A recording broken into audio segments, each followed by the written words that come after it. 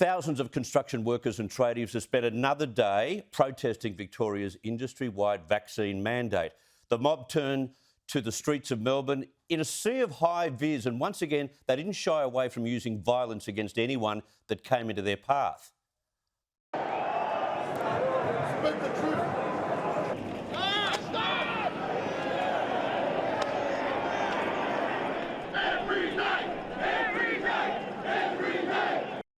There it is, every day, every day. And some were really out on the warpath today, turning on the media by throwing urine at a television reporter.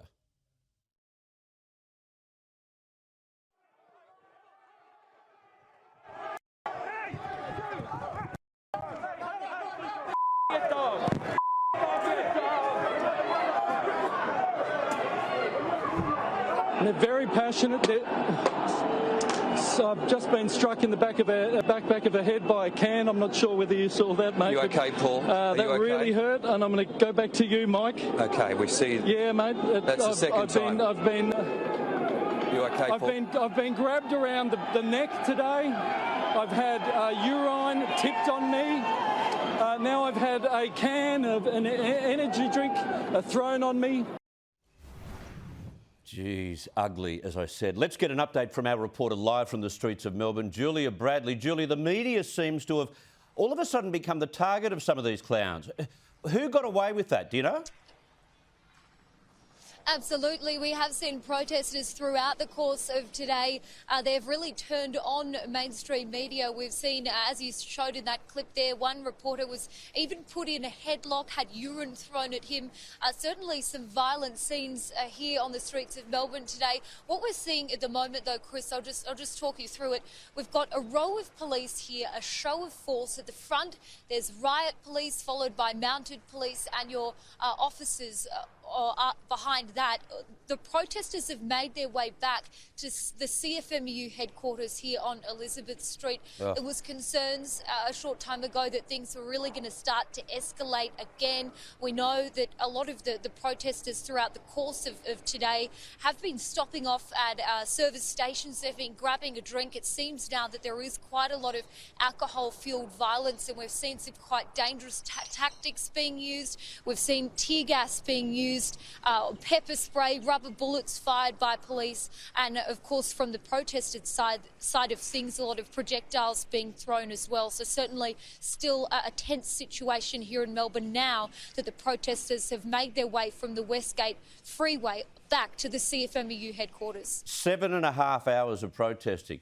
It's hard to get an appreciation for how vitriolic these gatherings are. What's the language and the intensity like on the street when they march?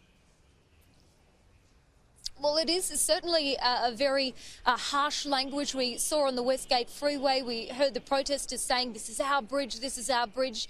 We've heard all kinds of swear words being directed at the police, directed at Victoria's Premier Daniel Andrews, a lot of nasty language directed towards the media as well.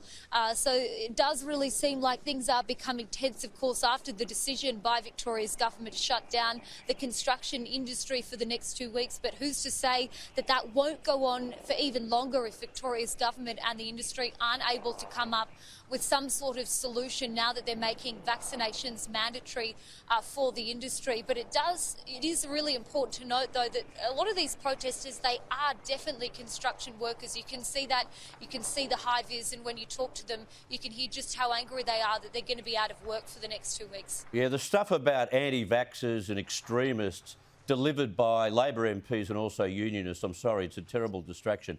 Now, the industry, as you say, has been given 2 weeks off. I heard the chanting of every day, every day. Will they really be back every day, do you think?